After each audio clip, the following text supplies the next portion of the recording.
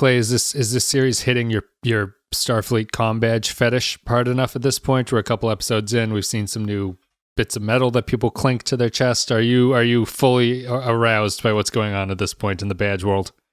I do have to say, as far as that goes, this is a much better episode than the first episode because you get some really good looks at those at the new Starfleet. You know, I like the badge. I like the comm badge. I like the uniform, but I'm surprised that they're so simple. It's essentially just like a modernized version of the Deep Space Nine uniform. Mm-hmm. I guess I was expecting something a little bit more modern. I don't know. I'm surprised by their uniform design in this because I think they look clunky, actually. Like I'm expecting something a bit more form-fitting or something. Maybe it's because they have to make them for a whole different style and group of people. Like just when he goes to the desk and he talks to that ensign or kid or whatever he is, like the kid doesn't look right in his uniform for some reason. Like it just, I would expect it looks like he's wearing a day player medium. Right. I would expect them to have like something a little bit more like what's the word? Like appealing for different people to wear in a realistic sense. It looks like they're wearing Star Trek uniforms from another set or something like that. They came into the show and they picked up some old uniforms. Well, what's weird about it is, we've talked about this before, about how once everything went HD, people were like, oh shit, we have to make everything cater to high definition. So everything we design has to have detail down to the fact that you can see every stitch. And they didn't do that here. And I think that's probably why it feels weird. You know what the detail is, actually? I don't know if you noticed it. Their neck pieces, the colored necklines, are embossed with little tiny Starfleet logos. I assumed that's what it was, because that's what they always do. I don't know why they do that. They do the same thing in the first Star Trek Kelvin movie. They did it in the Superman Returns, where they were like, if you look really close on his Superman symbol, it's textured with a bunch of tiny Superman symbols. Right. Like, yeah, cool. But you know what I mean, though? It's like it doesn't convey. It doesn't carry on the screen really as much as they think it does. Yeah, especially coming off of Discovery, where the costume is actually really good. I'm surprised it's so simple. Mm-hmm. And you know what it is also? The texturing kind of adds to this look. They look like hockey jerseys. Yeah. Like if you look at a close-up of a Bruins jersey that has the black with the yellow shoulder things, it's got that texturing to it on the shoulders, so it makes it look really thin. It looks like a hockey jersey. It's fine with me, but we got some body checks coming up into the boards with Picard and 7 and 9. We're going to be talking about Maps and Legends. It's the second episode of Star Trek Picard. But first, we're going to play some music.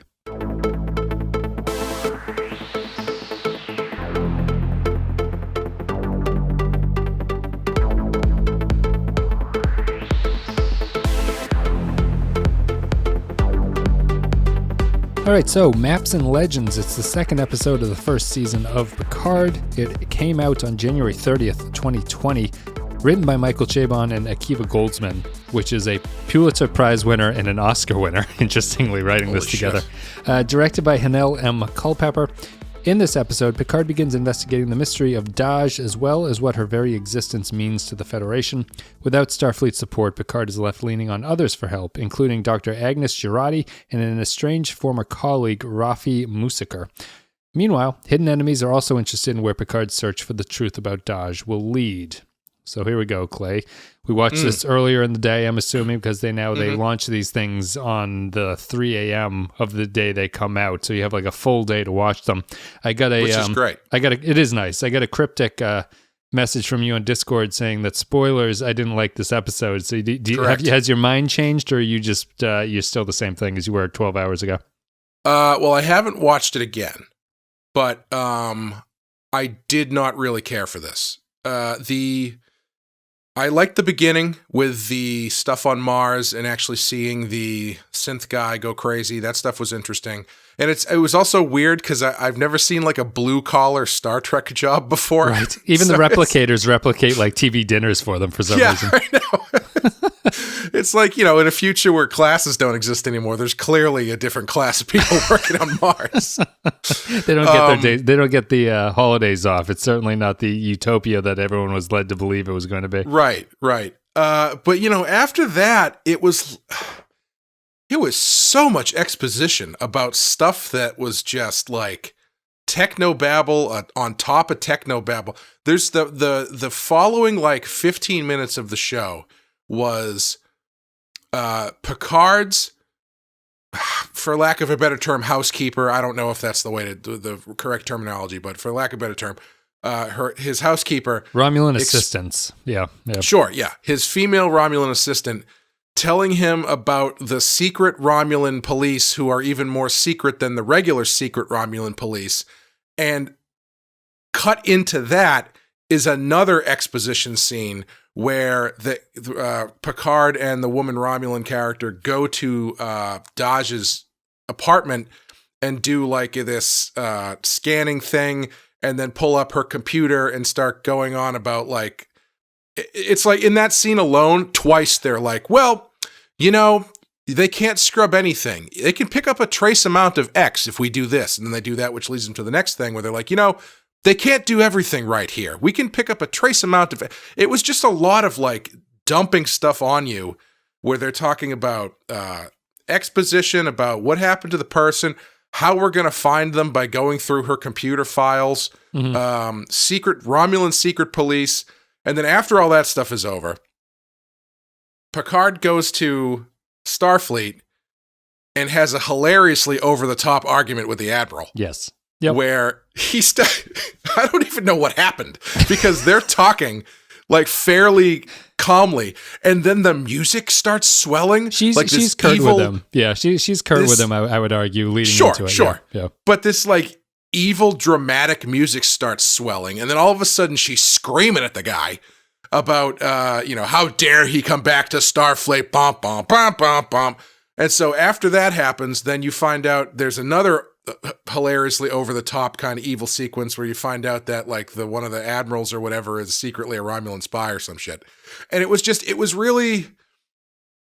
a lot of exposition-y stuff, and it was a lot of like really arch stuff happening. Mm-hmm. It seemed like there was like reveal on top of reveal about, it's this thing which you've never heard of. It was a lot of Picard going, and what is that exactly? He's been doing a lot of that for 2 episodes, actually. I think that's my main problem with his character to this point, is that he's being explained a lot of things. Yes. And you don't really... Picard has not at this point been allowed to be Picard in any sense. It feels like it's just Patrick Stewart listening to other actors tell him things about what's going on in this series. And it's a little bit frustrating, but you can continue your point. I think I have counters for this, but I don't know. I'll see how I feel in a few minutes. And even, the one scene the scene I really did like was with his buddy there. I can't remember the guy's name. The doctor who comes in to give him the news about whatever. Oh, sure. His doctor from the Stargazer, apparently, yeah. Yeah, has he shown up before? No, he's a new creation, I think. The Stargazer. Yeah, I like that thing. scene. Yeah, I thought that scene was pretty good. But like even what's her name? Alison Pill shows up. She comes all the way to France from San Francisco or wherever the Daystrom Institute is. That's Japan, right? Yeah, Okinawa. Even worse, she comes all the way from. I mean, I know they have teleporters, but still, she comes all the way to rural France from Japan to tell him 2 lines of dialogue, and then she just disappears. Mm-hmm. Like, it's not like she's there and now they're talking about stuff and, it's like, come see the rest of the vineyard, or maybe we should think about what we're going to do next together. She just disappears. Yeah. They have tea together. They make another tea joke. And then it's like the 3rd Earl Grey joke in 2 episodes. And then she just disappears. And I don't know. It wasn't really doing it for me. It felt like it was trying to move really quickly through a lot of shit. And it was a lot of stuff that they were just dumping on you. And I was surprised by that, because I feel like I had a more problem with this one, similar to your problem with the first one, where you thought the first one was too much exposition. I thought this one was way too much exposition. Sheer fucking hubris. You think you could just waltz back in here and be entrusted with taking men and women into space? Don't you think I was watching the Hollow the other day along with everyone else in the galaxy? Should not have spoken in public. The Romulans were our enemies, and we tried to help them for as long as we could. But even before the synthetics attacked Mars, 14 species within the Federation said cut the Romulans loose or we'll pull out. It was a choice between allowing the Federation to implode or letting the Romulans go. The Federation does not get to decide if a species lives or dies. Yes, we do. We absolutely do. Thousands of other species depend upon us for unity, for cohesion. We didn't have enough ships left. We had to make choices. But the great Captain Picard didn't like his orders. I was standing up for the Federation, for what it represents, for what it should still represent. How dare you lecture me? Ignore me again at your cost. My cost? You are in peril, Admiral. There's no peril here. Only the pitiable delusions of a once great man desperate to matter. This is no longer your house, Jean-Luc. So do what you're good at. Go home. Request denied. It's funny how our two opinions about the new series kind of clash and evolve over in a way that the older Star Treks don't really. Mm-hmm. I feel this one was of a piece of as the first episode. However, what I thought it did better, and that I almost wish that they had done a little bit more of, was I think you get a better sense. As you were saying in the first one, maybe it was too early to say that you're not going to get a sense of what Picard is up to in these days. And I think that this one does a lot of getting into what he's actually up to and what he's feeling about. I wish he was a little bit more involved with it, but I 100% agree with you that the scenes and the pacing are fast because there's no other way they can get through the material, really. Right. So the way that I would describe this, and this feels like a Discovery problem as well, that they're kind of putting into this series, where I'm not exactly sure at this point if I should be concerned that this is going to be the series, or if they're just like, Jesus, we have so much setup, we got to get it out of the way in the first couple episodes. Like, we've got to just dump things. There's no better way to do this. And then at some point, it's going to settle into a different kind of show once they get all the exposition out of the way. If it doesn't do that, it's basically doing Discovery-style writing its entire time, where it's continually churning things and continually creating these new setups and stuff like that. I think that this one is... The thing that's funny about it, you mentioned it with the Admiral, is I was thinking about how modern a TV show this is, because all I could think about was Twitter in a bunch of scenes. The Admiral scene is basically Twitter, where you have, like, in the show they have limited time, and on Twitter you have limited characters, right? So you're not allowed to have a nuanced opinion about something. You basically just come in, you say something, the other person responds in a tweet that is just yelling at you out of nowhere, and then you yell back, and that's the end of the scene, basically. There is no... In a more lethargic series, that scene would be like the Admiral's hand wouldn't be so immediately exposed that she dislikes him. You know what I mean? Sure. They would have a conversation for a few minutes about it. Could you imagine Admiral Ross doing that? Right. just like freaks out on Cisco. Could you imagine Admiral Ross raising his voice at all? Right. Yeah. You know, and I mean, I don't want that to sound like it's a man versus woman thing, because it's not. He's just the only admiral I can think of off the top of my head. But I can't, like, in any of the older series, if you're talking to an admiral who is, you know, Janeway, picture Janeway. If that was Janeway he was talking to, Janeway's not going to yell at him like that. Right. You know? Yeah. It's a really weird scene. And I mean, I guess the falling out between Picard and Starfleet is serious, obviously. But they seem angry about the fact that he gave that news conference more than anything. Yeah. It was just, and she just pops off at him so quickly. It's just too abrupt. It's just like the scenes like that need to develop, in my opinion, a little bit more. Like, you have a cordial conversation. Eventually things start getting heated. They can end in an argument like that, but it has to kind of like build over it so that you get a sense of these two older characters aren't acting like teenagers on social media with each other, just yelling. Like you need a little bit of development.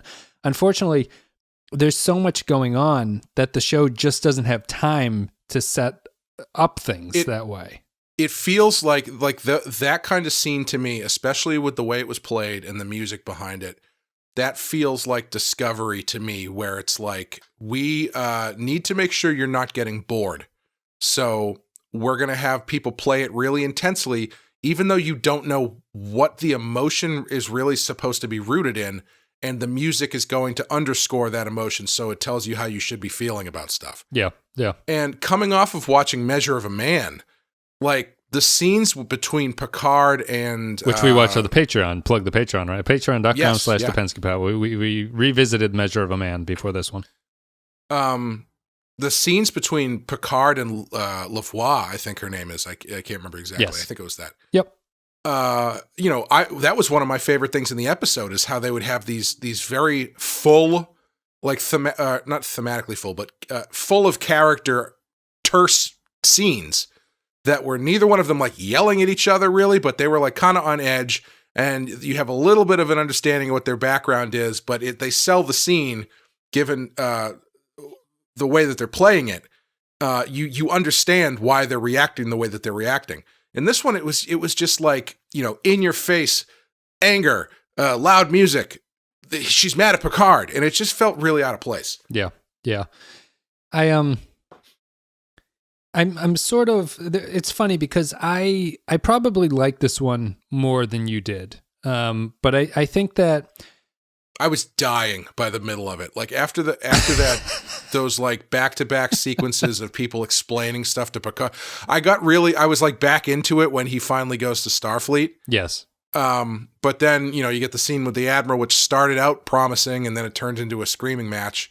And it just, I don't know. It just, by that point, it wasn't working for me. Yeah. I mean, on a technical level, the pace, I like the Borg stuff though. The pace is the killer of what's going on in this series so far, I think. Sorry, I don't mean to keep cutting you off. But to go back to what you said, it being of a piece with the first one, I agree, especially in the way that it ended, because it feels like it just ends. Mm-hmm. And it almost feels to me like the first three are kind of like a big pilot. Yeah, yeah. I think I saw a review actually that says that like... That implies this one is the connective tissue between the first and the third episodes. Yeah. So I feel like it's going to be hard to judge them standalone, but that's how we're judging. And I think that there's a way to... I think that there is an argument that each chapter of these serialized stories needs to stand on its own in some way. Like you have to write for the episode and not just do it for connecting tissue and things like that. Mm-hmm. But I didn't mind this one, and I think that my concern kind of is this, that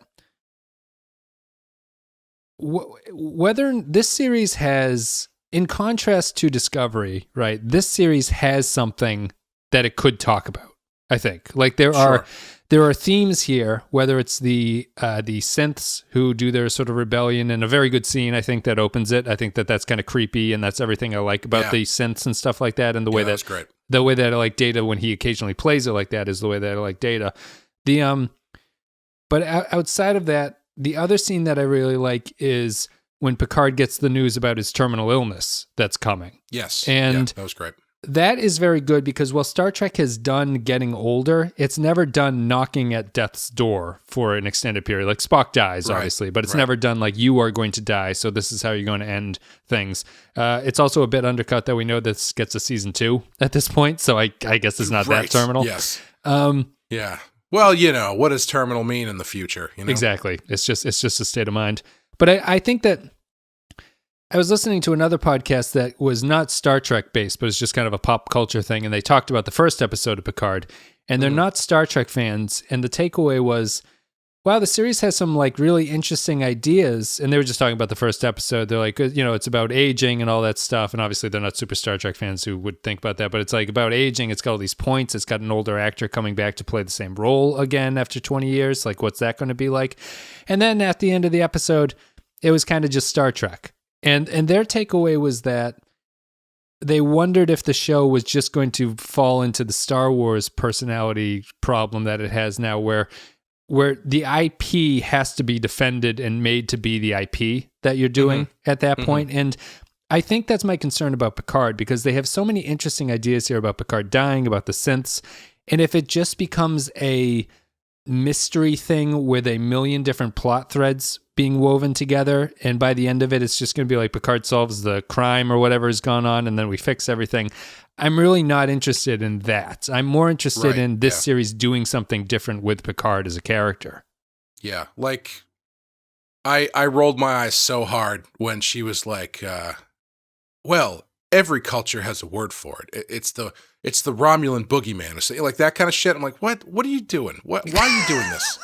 Why do you need like an even more secret society? Like Section 31 didn't scratch that itch for you enough in Discovery. You got to be even more secret. You know, I don't know. They're kicking around with that garbage when they've got so much more interesting stuff they could be doing. You know, it's like why can't it just be the Romulans? What changes if it's just the Romulans? Right. Why does it have to be like the super secret police or whatever? Well, I mean, I guess they're going to tie it into this just hatred of artificial intelligence has that been one driving them. I didn't like that either. That seemed really weak. As it's like they're doing this because they hate toasters. Yeah, the motivation seems a little bit odd. Like the super secret task, the super secret special ops wing of the Romulans hates synthetic people. It's like, come on, man. You've got their planet was exploded. That's the best you can do, is they hate synthetic. I mean, hopefully they either elaborate on that or it's something else. But that whole scene I thought was garbage. But what I think the series has potential to do really well is I can almost guarantee, unless they fuck this up and fall down at the 1 yard line, this is going to be the best portrayal of the Borg that's ever happened. Sure. I think. Yeah. I think.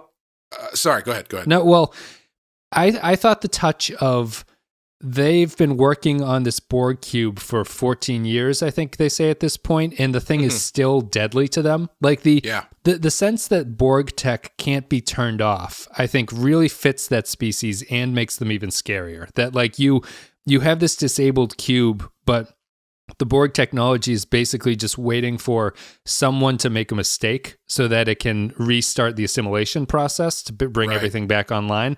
And I think that's really good. And I like the way that they're playing it. And I like the way that the Borg are done here.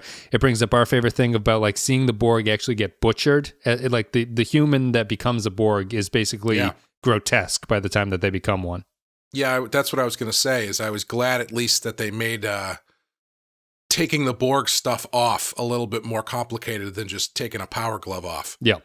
There was one guy they did like a close-up of, I don't even remember where the hell he was, but for half a second, I was like, oh, he looks kind of like Geordi, because he had like a visor on or goggles on or something, and half of his face. The ex-Borg that are working on the cube. So that's what I was going to, I wasn't sure if that's what it was, but if that's what it is, that's fucking great. Yeah. Because that's what I want to see. If you pull someone back from the Borg, they shouldn't look like Jerry Ryan.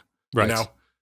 And so what it seems is that they're unhooking Borg drones and then turning them into workers who know how to work on the cube is what it seems like they're doing. But it's really just like, we don't know why they're doing this or what the ultimate goal is. But I thought those Borg scenes were the most effective part of the episode, because it's an interesting mystery that fleshes out a species that we're familiar with, and also gives you like, you know, just wait for the episode where someone's badge starts blinking green, because that's going to be the horror slasher episode, I would assume, where the Borg start going crazy. So we'll see. I'm looking forward to that.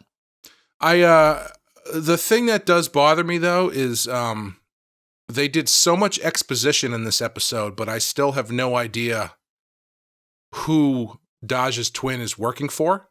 Yeah. Like, I don't know what that group is there for, other than Borg research, but it seems to be Romulan. They're a mixed group, as you were saying. Yeah, they're like all different species. So I think they're just researchers who are there. But it's like the security is being done by the Romulans or something. The Romulans, yeah. Yeah. I mean, I would rather they give us more information on that versus Romulan secret boogeymen. The funny thing about Dahj's sister was they had the scene where they were doing the futuristic 24th century CSI at the start, and they're looking at her computer, and they go, she got a message from her sister. Her sister is off world. She is not on Earth. And they play this dramatic music. It's like, guys, this is Star Trek. It's called Star Trek, yeah. The fact that we've been on Earth for 2 episodes is kind remarkable. of an outlier. Yeah. I'd be more shocked if she was on Earth, quite frankly. I know. That's the biggest surprise. Yeah, I mean, like they lingered on that so long. I was like, did they actively forget what show they were making? I had to replay it. I couldn't believe that that's what they said. I was like, I must have misheard that or something. There's no way that they just are shocked that she's not on the planet Earth. Yeah, it was very strange. Yeah, I don't know. Like it's got good stuff in it, but like once they wrapped it up at the end with the Romulan, what was her rank? I don't remember Commodore, what her rank was. Which is the first Commodore we've seen in the 24th century, because Commodore Decker from the Doomsday Machine was the only one that I know. Oh. So you get your Romulan Commodore, and then they get this other girl who comes in. No, she's a Vulcan Commodore. Oh, she's Vulcan? She's Vulcan. Oh. Well, it's hard to tell. It's very hard to tell the difference in this series. She has Vulcan things on her desk, and she speaks more like a Vulcan than a Romulan. So I believe she's more Vulcan. Confusing then, because she's clearly working with the Romulans. But she's talking to a disguised Romulan. Right, but she knows that's a disguised Romulan, I assume. Does she? I don't know. I mean, what did she say? Contact your brother? I forget what she talks about with her at the end. She's like, the disguised Romulan is like, I've got a guy who can do whatever. And she's like, yeah, well, he's got a reputation or something. You know, like, so she seemed to be in the know about what was going on. That's what was confusing me, because until they revealed, her being a secret Romulan is another reveal that seems kind of silly at this point. But, the way that they played that scene was like, you've got a Commodore who's you playing this evil music behind them, so you're making me assume, especially given the setup, that this is a Romulan and not a Vulcan. Yeah. And then this other Starfleet person comes in, and she's acting equally as creepy about how they're going to find the girl or whatever. And the first thing I was thinking was like, can we please do a version of Star Trek in the modern era where Starfleet is not a villain? Yeah. Like, everybody in Starfleet seems to be a villain now. I don't understand it. But do you think that Roger Sterling's wife, which is how I'm going to refer to that character going forward, is the disguised Romulan? I get the impression that she and the Commodore are not on the same page. She's just using the Commodore for what they're actually trying to do. I assumed that they were on the same page. Okay. I'd have to go back and watch it again, but based on the way that they play the scene and the music that they play and the conversation that they're having about finding the girl and stopping Picard and all that kind of stuff, like, cause she, is it she, maybe it's the brother that makes the comment about her technique being too blunt or something. I don't know. Mm-hmm. But I just assumed that they were both in on it from whatever the secret angle was. Like, if that Commodore is not in on it, don't play creepy bad guy music underneath it and play it a little bit less creepy of a scene. Yeah, you know? Well, I guess I'm seeing them as two different versions of a bad guy. They're both bad, but they have different aims in mind. I think that we don't know what the Vulcan Commodore is up to, and we barely know what these two are up to. Well, we kind of okay. For let's say you're right. I'm not saying you're wrong, but let's say you're right. Yep. Having a scene in your second episode where you still haven't really parsed out who's what, and you've got a Vulcan who looks just like a Romulan, who's a bad guy, but not the same as kind of bad guy as the other person in the scene who's human but is actually Romulan, is just very confusing. I mean, this is a fan. We had this question with Discovery, but like, this is a very Star Trek-y series. Like, it is defending the IP here with what they're choosing to do. And I would imagine this series is probably at this point incomprehensible to people. I know that I read some TV critics who were like, there's a lot of confusing stuff going on in the first 3 episodes. And I think I'm tracking it, but it's only because I'm familiar with the content to this point. It's to such a level. If you can't tell that that's a Romulan or a Vulcan versus a Romulan, unless I hope it is a Vulcan. I hope I'm not off on this, but I'm pretty sure she's Vulcan. Go ahead. If you can't tell the difference between the species, unless you can identify the shit on her desk, then no, they're not playing to people. They're not trying to get new fans here. I mean, I consider myself a Star Trek fan, and I didn't catch that. Well, are they going to play it where she makes the dramatic reveal to the audience that she is a Vulcan in an upcoming episode? So you're like, oh, like what a surprise or something. Like, she's not a Romulan. I thought she was. Like, what does that all mean? I don't really know. I don't know. I don't know what you get by doing that. I think our show gets worse when we do speculation about this. So I don't really want to speculate about that anymore. But like I think it fits in more of a piece of my criticism of the episode would just be that I am extremely concerned that they're going to do this story layering stuff endlessly on top of each other, and that they're not going to be content to just have a couple plot threads. They want to have like a million different things going on all the time, so you can cut between them. This one, I actually didn't feel that way as much in the first episode. I felt that they really amped it up here in the second episode as to sort of like establishing what's going on in this universe, and I don't know if a lot of it's great. I really like the synth stuff. I really like the Borg stuff, but everything with Picard feels very flat to me and not interesting. Yeah. In this episode, definitely I agree. Except for the quieter scenes, like you said, the one where he gets the prognosis about whatever disease he has, a syndrome of some kind, irrheumatic or otherwise. Yeah. Yeah, but like the stuff where he's out and about, it's just... They kind of sat with the Doctor character for a bit. I think that's the difference. Like, that scene is fairly long and it's conversation based. And, you get stuff out of the dialogue there where the Doctor just wants to talk about old war stories, and Picard's like, yeah. Like, listen, like I need you to give me the stamp of approval so I can go out and do this. Yeah. Yeah, and I thought that was great. And even, they don't even... In that scene where they could have come up with some, like, future cancer or something to try and explain, they don't even tell you what he's got. Right. They just said, yeah, you got this thing in your brain. You don't have a lot of time. And he's like, okay, well, get me a ship. I got stuff to do. That stuff was great. That was, good storytelling. That's so much more satisfying than watching someone explain how future email tracks data. Yeah. Yeah. Like, so I hate to do in old Star Trek ... but the scene where she's explaining how she can track Dahj's sister, because the computer, since they're identical, the computer would register her sister's video call as being from her or whatever. She spends that whole scene explaining what the technology is doing, whereas I feel like traditionally you kind of give that a sentence, and then while you're working, you talk about something that matters. Yes.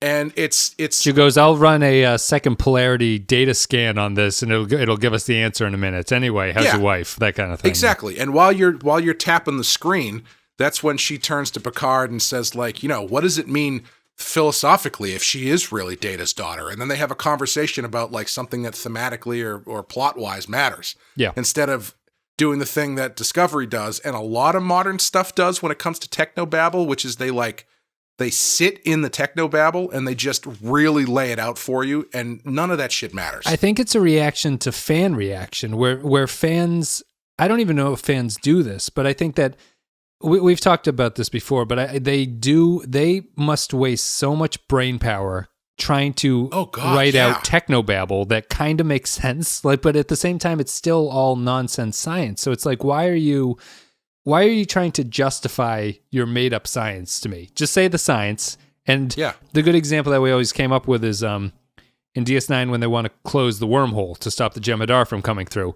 They have a one sentence about like use a reverse tachyon beam to do it, but the conversation is based around the ethics of shutting the wormhole down. Like there's a difference between that scene would have been horrible if O'Brien was like, well, I'm going to do this multi-step process here. How about I break down exactly what I'm going to be doing? You'd be like, this is irrelevant. Then they do that thing where in mid-sentence, like Bashir finishes his sentence and they're like, yeah, you got it. It's like, no, I don't give a shit.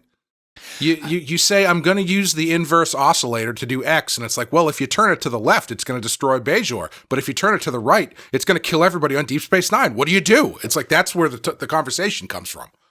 Let's, I guess this series is called Picard. I do want to talk about him a little bit. We mentioned it before. I'm extremely concerned if he does not pick up what he's doing in this series. I don't know. They seem to be writing that way, where he's just kind of a very passive character who's going through these things. Incredibly passive, yes. Yeah, it's and it might be a thing of they might be playing up the age aspect, but he's also not talking about his age in that way, where it really brings to the forefront that this is what they're doing.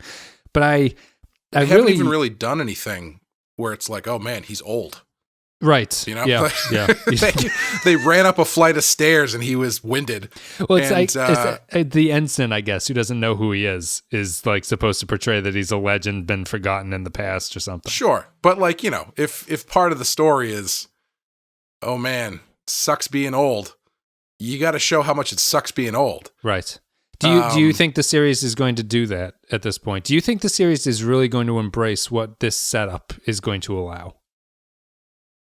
I know this is early and this is speculation, which I said that we just don't really want to do. But like, to me, that's what I consider that to be the important breaking point in where this series goes. Yeah. I don't know. I feel like based on these 2 episodes, I feel like you're going to get like a scene every couple episodes where he's like, oh, I have to pee all the time, you know, or something like that, you know, it's like, this is the point. This is the moment where we remember that he's an old man for a scene, but then the next scene, he's like rapier fighting somebody. Yeah. I mean, I know he's going to meet with Riker and Troy, everything. He has that kind of, he has that line in this one where it's like, I can't go get Geordi and Riker and Troy because they will risk everything for me. So I need a new crew. I like that too. I don't want to call those guys. Those guys, they're going to ask for too much money. I like that too. What I think the problem is, to me, is that what I would want out of this series would be that we see that happen, and Picard does not know the answer right away. Like he goes and he meets with these people, and after he talks with them for a little bit, he comes to the realization that he can't go with them. Like, they're not the ones who can help him. But this series and the writing that they're doing does more of the discovery thing, where someone mentions it and Picard already knows the answer to what it is. And it's like he didn't journey to get the answer. He's just like, no, I can't do that. We've got a whole new cast under contract. I need to go with these people. It's like, well, I would rather, like, it's much more the tragedy of age if he goes and because so much time has passed, he can't relive that past again with it. Like, he has to leave it behind. And that's more meaningful to me about what this series means, to be getting older and to be on your deathbed and stuff, and not wanting to risk people who are younger than you and still have something going on for it. But they're not really doing that at this point. Yeah, it's like in Endgame, I thought one of the best decisions they made, this is Infinity War, Marvel Endgame, was when they formulate their plan and then they go to get Tony Stark, and Tony Stark is like, nah, man, this is pretty great for me. I don't want to leave any of this shit. Right. I'm sorry. I'm not going to do it. Like, that's a lot more interesting than if they were like, Tony, nah, Tony's happy. He's not going to want to do this. Right. You know? Yeah. You have to go talk to them and have your heart broken in that exactly. scene. Yeah. Exactly. Yeah. I mean, like,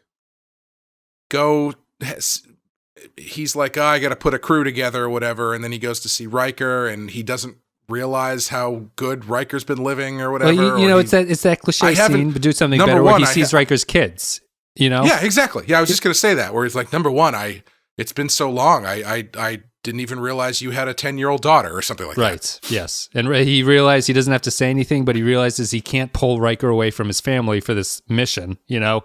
Yeah. It's that kind of stuff. But Go ahead. Sorry. No, it's just, I mean, we know that they do meet Riker and Troy because of all the promotional material. So I hope that they get into it, but I'm disappointed that he already has an opinion about it before going to talk to them.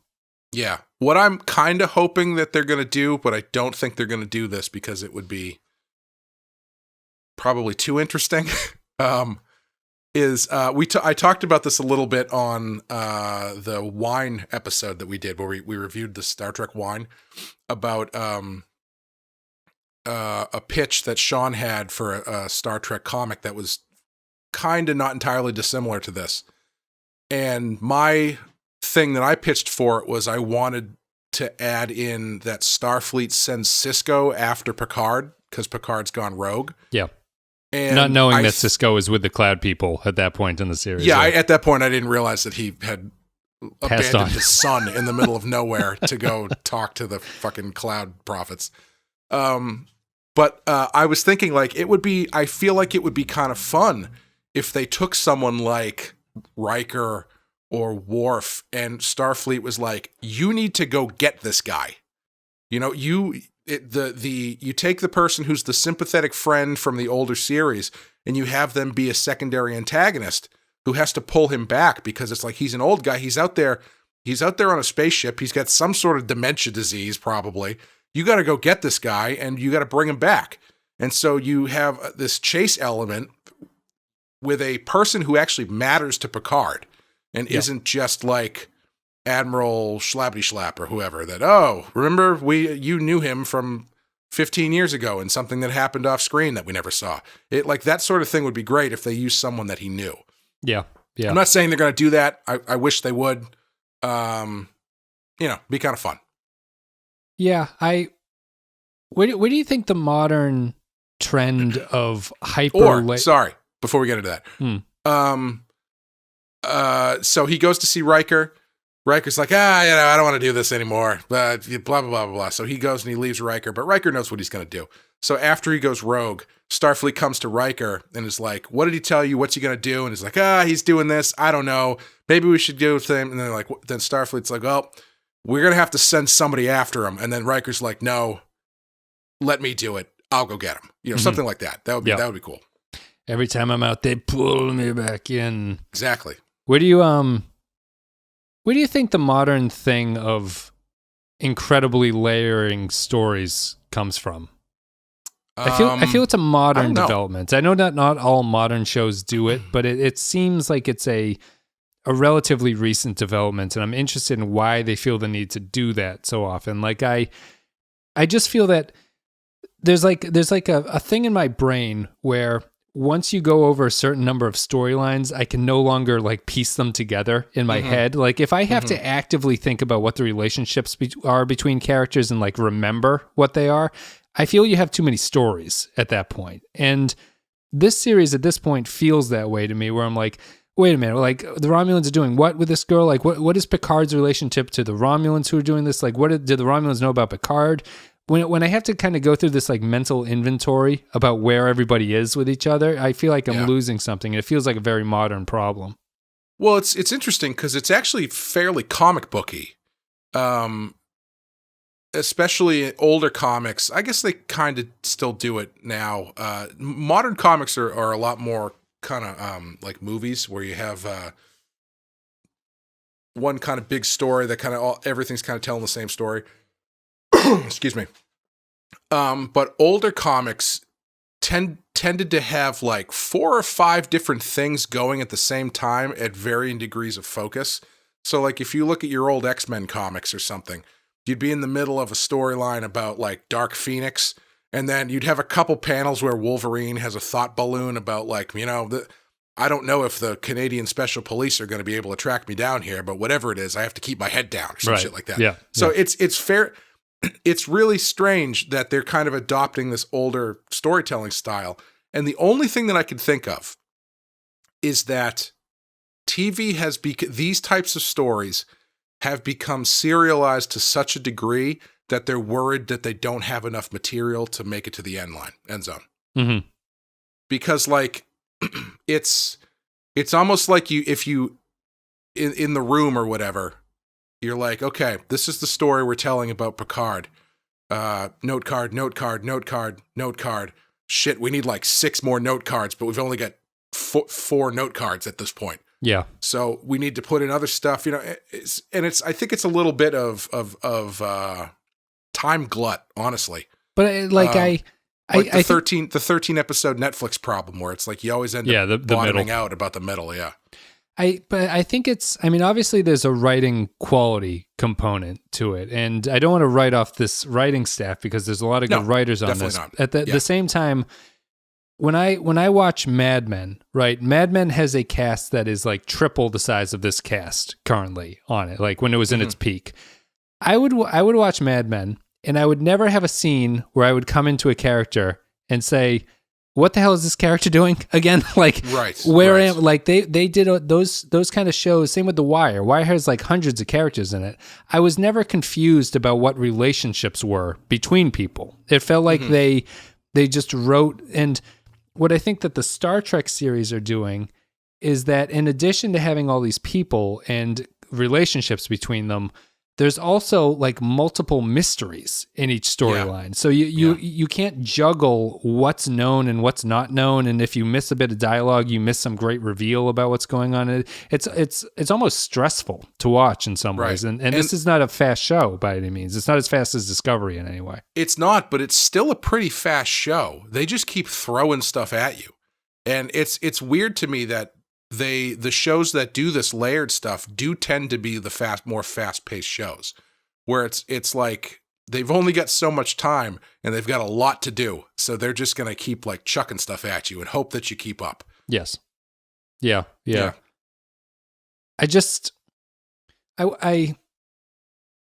Because the show definitely isn't as fast as Discovery is. No. Like it feels more grounded than Discovery, I guess, would be the way that I would describe it, because it feels like it is on Earth, literally. Like it feels like we're not really just shooting around and like, you know, spore jumping every which way to figure out what's up and what's down. Mm-hmm.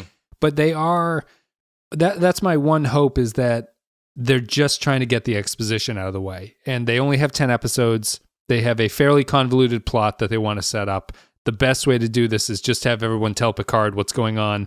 And then once he gets into space in a couple episodes, things will flatten out and we'll actually get to deal with what all of this means. Yeah.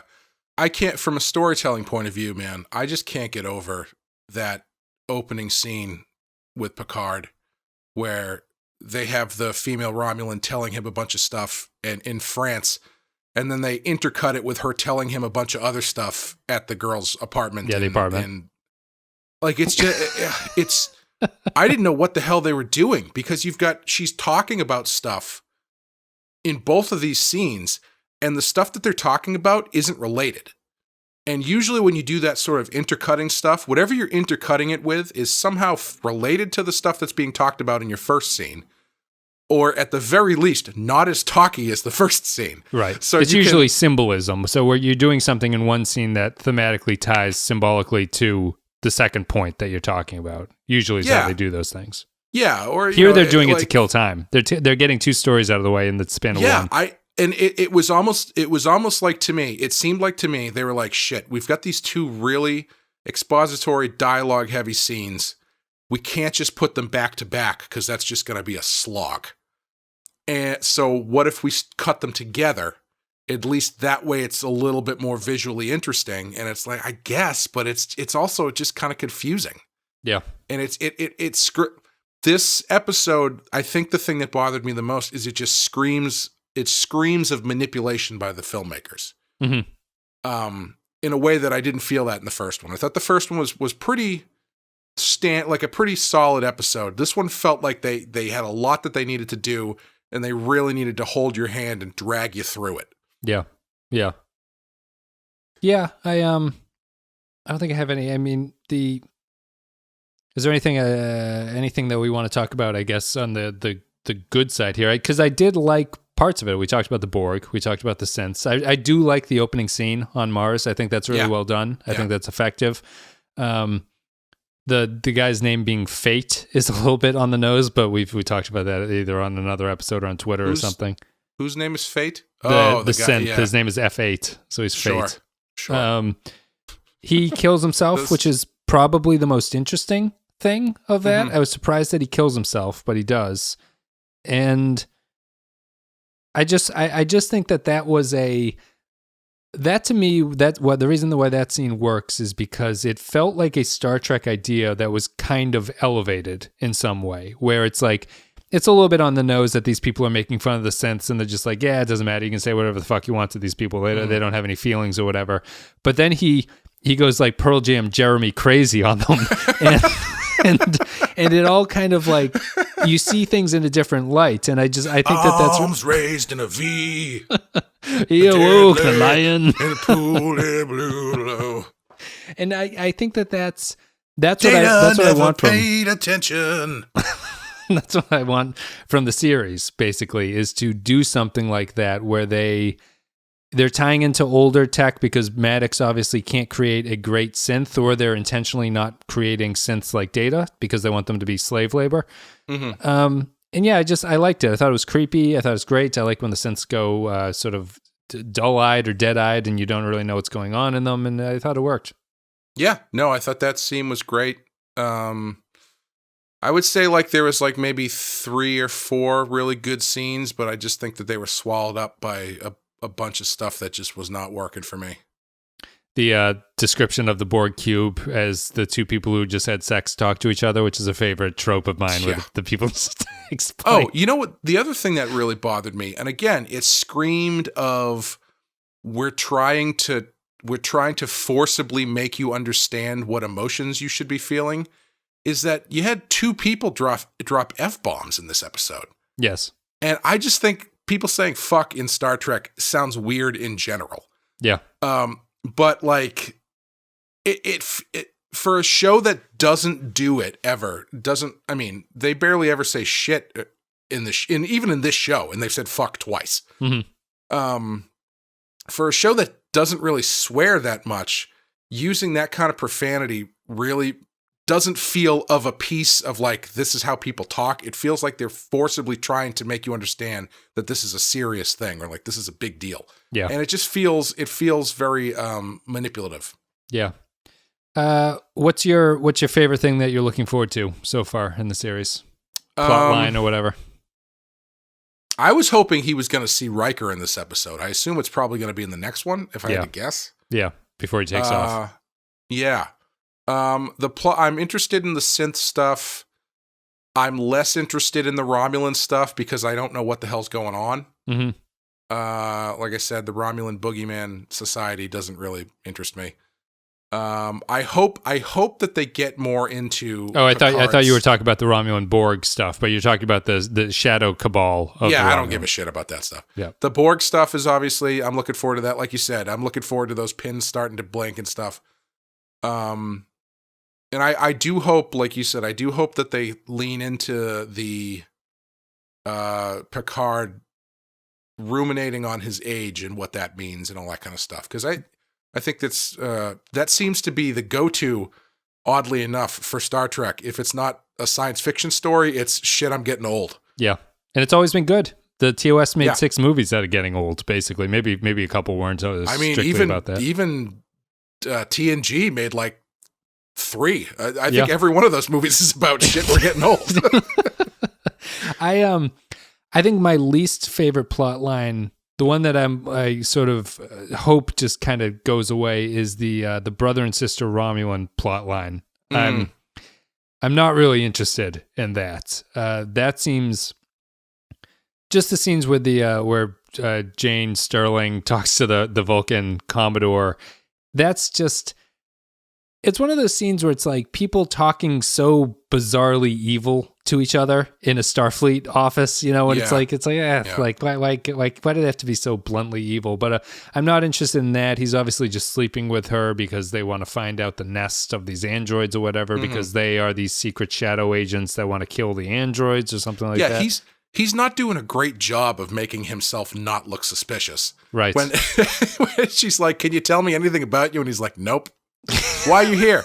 Can't tell you that. Is that even your real name? Maybe.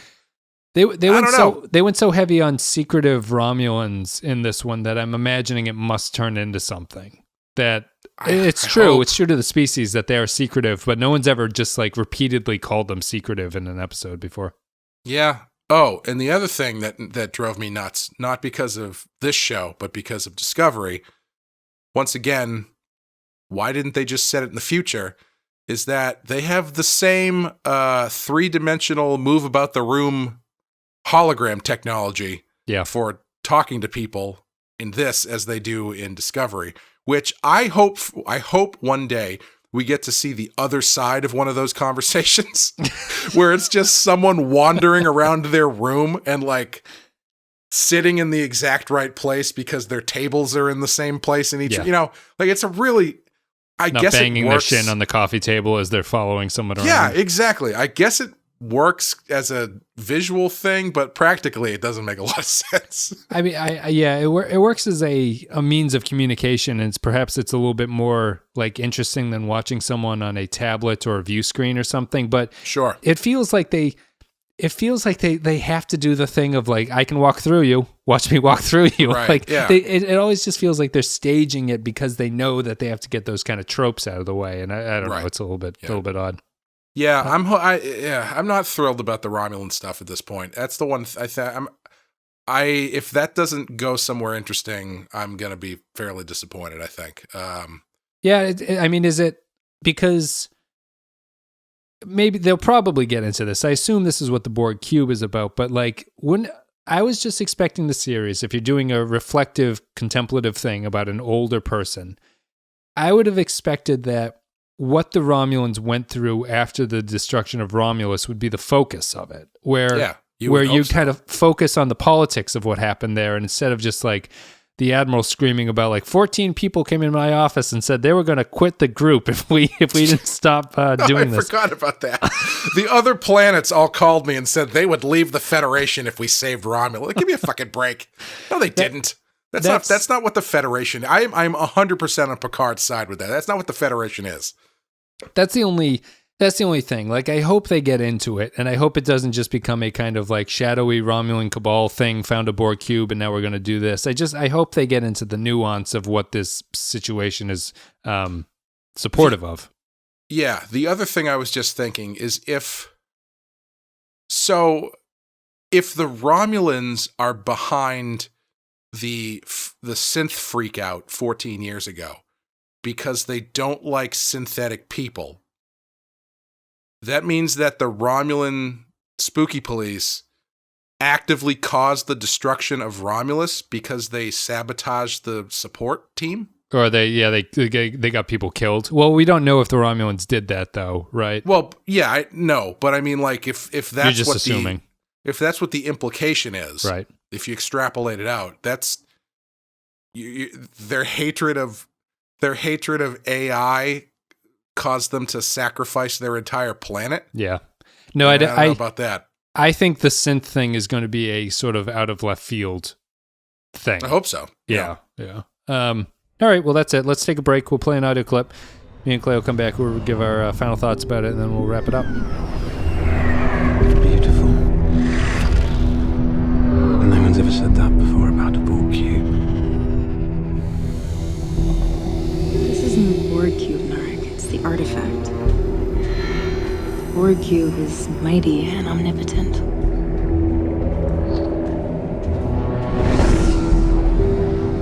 The artifact is lost. Severed from the collective. Broken. Vulnerable. You find vulnerability and brokenness beautiful. Is that strange? To find beauty in imperfection. Certainly not very Romulan. I'll be honest, Clay, I was a little bit surprised you were so, maybe not negative, but you were struck, this episode struck you in a different way than it struck me. I found there to be like little diamonds in the rough every once in a while with this one. I don't know. Yeah. We'll see how it goes, but it's certainly, I mean, as you mentioned, the pace is just the problem with it. The pacing of the scenes is really the biggest technical problem the show has at this point. Yeah, I would agree. I do think that there are diamonds in the rough in this episode. Absolutely. I just think there's a lot of rough. Yeah. And to jump back for a second, because I was thinking about it, I would understand it more if not that the Romulans were behind the synth freakout, but it's their hatred of synthetics is magnified by the fact that the synthetics essentially caused their planet to blow up. That makes more sense. Yes. Yeah. It would. they would buy into the pre-existing stereotype that I'd assume they have about androids or whatever it is, and this fed into it. Yeah. Well, thank you very much for listening, everybody. If you want to support the show, patreon.com/The Pensky File is the best way to do it. A couple $1 a month gets you extra stuff. But before then, what do you think? Any final thoughts here, Clay, about this one? Do you have any? I mean, to kind of talk just again briefly about how it seems like it's part of the pilot, like a big long pilot. They did preview this as the first 3 episodes. So when they did their like premiere or whatever, they premiered the first 3. Yeah, they sent 3 to critics and everything. Yeah. Yeah, that too, yeah. So I mean, yeah, it feels like it's probably going to be of a piece with the 3rd one as well, which makes sense. I just wish, I think they could have done something a bit more interesting and more storyline and thematically relevant than just dumping a bunch of silly exposition on you for an hour. Yeah. Is this striking you better than Discovery did at this point? We were fond of Discovery, no, maybe not fond, but we were interested in Discovery in the first couple episodes that it had, and this show does feel different than Discovery to me. Definitely, yeah. Yeah, it's I'm maybe just like gun shy about it. Like I don't want it to go in the direction of Discovery, so I'm sort of like hesitant about like, why are they doing this? What's the point? Why are they doing this right now? Why are they writing it this way? But I do think that there's it's the point that I think we made in the last episode, like where Discovery never felt like it really has a point to exist. This series doesn't feel that way. It feels much more built into the universe and like it has something that it wants to say about things. We just haven't gotten to that point yet. They haven't even broached the subject yet. Yeah, and I don't want it to sound like I'm writing the show off for it, because I'm not. I'm definitely not, because I think there's, I think there's interesting stuff in there. It's only the 2nd episode. It's clear that they're going to get into some more stuff. But yeah, I would agree. It doesn't really feel like Discovery, at least not yet. And I'm enjoying it. If this is the worst episode, that will be great. Let's put it that way. Yeah, I agree. It's but Harry Mudd shows up in the 3rd episode, so I know. Well, certainly Harry Mudd with Riker showing up will be the thing. I think that's it. Let's wrap it up there. Guys, thank you very much. Patreon.com/The Pensky File if you want to support the show. Social media links are all down below, and I think that's pretty much it. We won't be doing the live streams for these anymore. I think it's too catastrophic to the audio quality to have to rip a podcast, because the show is basically a podcast. It is a podcast that's occasionally on YouTube. We'll stick to this recording thing. Hopefully it works out for everybody. But let us know your thoughts about what's the Picard Maps and Legends episode, and we'll be back next week with the 3rd episode, which is called The End is the Beginning, I think, something like that. Clay, do you have anything you want to say before we sign off? Check out Rotten Horror Picture Show, which is our new horror podcast that I'm doing with Amanda, who joined us on the Wes Craven episodes of Real Ripe and Real Rotten. That's every other Tuesday. The next one up will be 1931's Frankenstein, and our first episode about The Shining is out right now. Yep, the Frankenstein comes out Tuesday, so in a couple days from when this one comes out. Yeah, it's a good show. Check out if you like your top horror films of all time on Rotten Tomatoes and you want to hear people's thoughts about it, that's the place to go. So you can go to thepenskyfile.com, and the Rotten Horror Picture Show will be one of the options to listen to. That's pretty much it. We'll be back with Picard. I've got a couple of ranking videos coming out to kill time in between episodes and all that stuff. But I am looking forward to the 3rd episode, Picard. I do want to see him go to space, and we'll see what that all looks like. So thank you very much for listening, guys, and we'll see you next time.